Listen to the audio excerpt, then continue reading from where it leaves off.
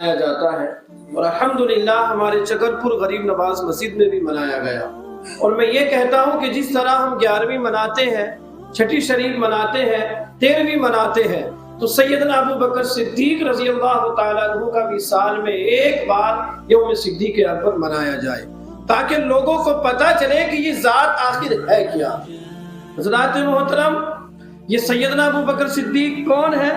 یہ وہ ہے جو سب سے پہلے اسلام کو جنہوں نے قبول کیا، اس ذات کو سیدنا ابو بکر صدیق کہا جاتا ہے۔ یعنی سب سے پہلے کلمہ پڑھنے کا جو شرف حاصل ہوا مردوں میں، وہ سیدنا ابو بکر صدیق رضی اللہ تعالیٰ عنہ۔ آج ہماری مسجدوں میں جو اذانیں ہو رہی ہیں، یہ حضرت ابو بکر صدیق کا صدقہ ہے۔ آج منبر پر کھڑے ہو کر خطیب خطبہ دے رہا ہے، یہ سیدنا ابو بکر صدیق کا صدقہ ہے۔ آج ہماری مسجدوں میں قرآن رکھا ہے، یہ سیدنا ابو بکر صدیق کا صدقہ ہے۔ میں تو یہ کہوں گا کہ آج دنیا میں جہاں جہاں بھی مسجدیں ہیں، وہ سیدنا ابو بکر صدیق رضی اللہ تعالیٰ عنہ کی شان ہے۔ اللہ کے رسول نے یوں ہی نہیں فرمایا اول من يدخل الجنۃ من امتی، اے ابو بکر سن لو، میری امت میں سب سے پہلے تم جنت میں جاؤ گے۔ سبحان اللہ۔ اللہ کے رسول فرماتے ہیں سنیں مسلمانوں اور عمل کرنے کی کوشش کریں۔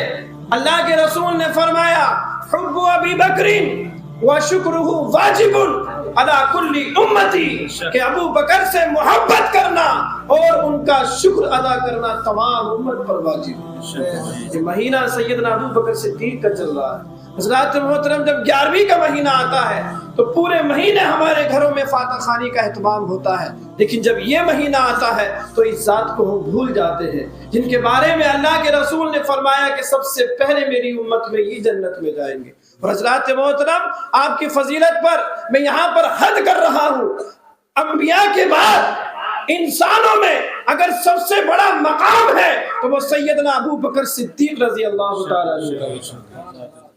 علماء کرام بیٹھے ہیں، قاری صاحب بھی بیٹھے ہیں، مسجد کے امام صاحب بھی بیٹھے ہیں، آپ ان سے پوچھیں کہ انسانوں میں اگر سب سے بڑی ذات ہے تو وہ سیدنا ابو بکر صدیق رضی اللہ تعالیٰ عنہ کی ذات ہے۔ اللہ کے رسول فرماتے ہیں انت صاحبی فی الحوض و صاحبی علی الغار، اے ابو بکر غار ثور میں بھی تم میرے ساتھ تھے، کل حوض کوثر پر بھی میرے ساتھ رہو گے۔ سبحان اللہ۔ حضرات محترم، علامہ حسن کا ایک شعر مجھے یاد آ گیا کہ بیاں ہو کس زبان سے مرتبہ صدیق اکبر کا، ہے یار غار محبوب خدا صدیق اکبر کا، وہ لٹایا راہ حق میں گھر کئی بار اس محبت سے کہ لٹ لٹ کر حسن گھر بن گیا صدیق اکبر۔ یار آج ہم بھولے بیٹھے ہیں، تو میں آپ کو بتا دوں یہ سبق دے کر جا رہا ہوں، اور یاد رکھے پورنپور والوں، سیدنا ابو بکر صدیق رضی اللہ تعالیٰ عنہ خلیفۃ المسلمین تھے، اور سب سے پہلے خلیفہ کون رہے؟ سیدنا ابو بکر صدیق۔ سب سے پہلے خلیفہ کون؟ بولے ابو بکر صدیق۔ اور حضرات محترم، سیدنا ابو بکر صدیق کو صدیق کیوں کہا جاتا ہے؟ ویسے تو آپ کا نام عبداللہ ہے، صدیق کیوں کہا جاتا ہے؟ اللہ کے رسول صلی اللہ تعالیٰ علیہ وآلہ وسلم، سمجھ میں تو آ رہی بات؟ جی جی جی جی، اہم زیادہ ہو رہی ہے نا، کوئی درود شریف پڑھے اللہم صلی اللہ علیہ وسلم۔ ضرورت ہے ان شخصیات کا ذکر کرنے کی، ہمیں ضرورت ہے۔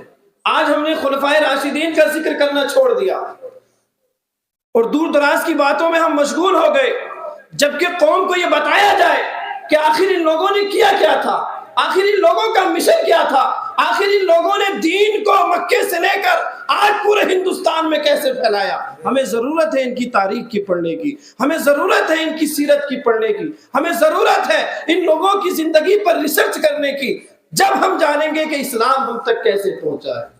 حضرات محترم، ابو جہل جو کہ دشمن رسول تھا، بہت بڑا دشمن رسول تھا اور دشمن اسلام بھی تھا۔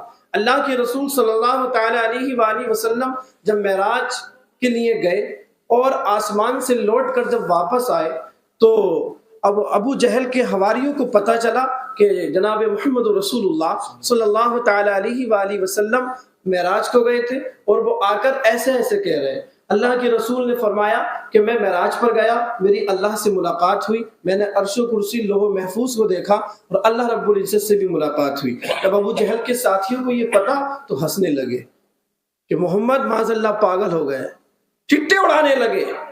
حضرت ابو بکر سے ملاقات ہوئی، ابو جہل اور اس کے ساتھیوں نے کہا اے ابو بکر تم جانتے ہو تمہارے دوست پاگلوں والی باتیں کر رہے ہیں معاذ اللہ۔